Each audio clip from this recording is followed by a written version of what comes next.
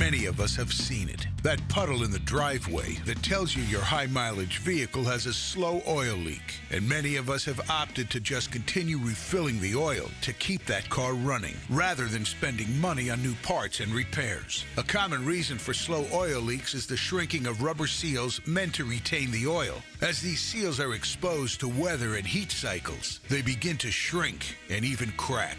You may not want to invest the time or money into pulling apart the engine to replace these seals, but in the meantime, you're dealing with a lot of oil consumption, premature wear, and ultimately, damage to your engine. You could stop that oil consumption and even reverse a slow leak with a simple engine treatment of Slick50 Re-Charged. This is an easy, cost-efficient way to restore horsepower and provide wear protection for metal parts in your engine. This high-mileage, oil-enhancing formula also reverses slow leaks by re-lubricating shrinking seals and helping to prevent these problems from happening in the future. This tech tip is brought to you by Slick50, restoring lost engine performance.